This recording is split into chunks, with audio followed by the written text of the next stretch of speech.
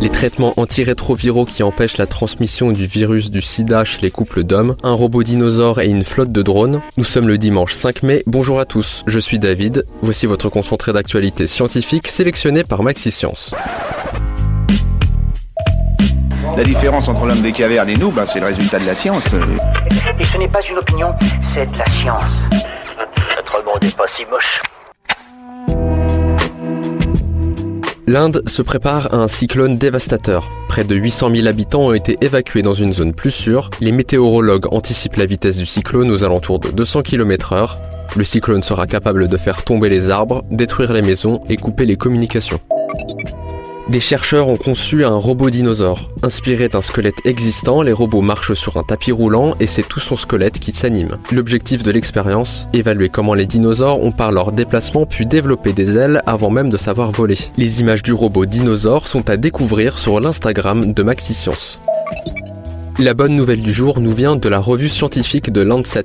Des scientifiques affirment dans un article que les antirétroviraux empêchent la transmission du virus du sida chez les couples d'hommes homosexuels où l'un des partenaires est séropositif, dont la charge virale est indétectable grâce à ce traitement.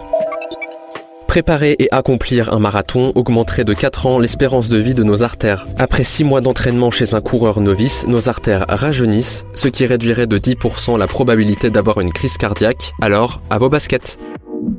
Super, j'adore. Alors écoute-moi bien, je vais essayer d'être clair avec toi. Ouais, génial. Faire de l'exercice le matin accroît votre capacité à prendre des décisions. D'après une étude, un exercice matinal augmenterait nos performances cognitives comme la prise de décision, la mémoire court terme et visuelle. Décidément, on n'a plus aucune raison de ne pas faire du sport.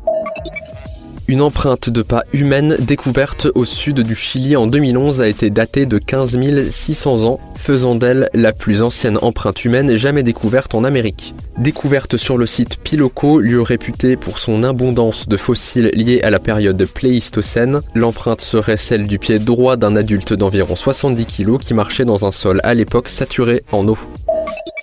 Entre la surveillance, la photographie aérienne et la livraison, l'usage des drones se démocratise à grande vitesse, mais des chercheurs de l'université de l'Iowa veulent aller encore plus loin. Ces derniers souhaiteraient permettre le déploiement de flottes entières de drones autonomes, capables de voler ensemble et d'adapter leur déplacement collectif au terrain ainsi qu'aux conditions météo. L'équipe met actuellement au point un nouveau système d'exploitation qui sera dédié à ce type de flotte.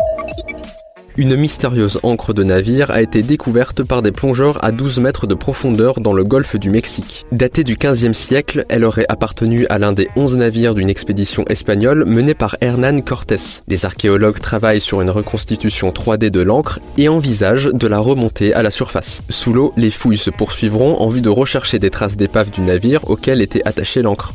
C'est tout pour aujourd'hui, on vous dit à demain pour de nouvelles actualités scientifiques. Mais en attendant, si vous souhaitez approfondir les nouvelles du jour, rendez-vous sur le site de Maxi-Science.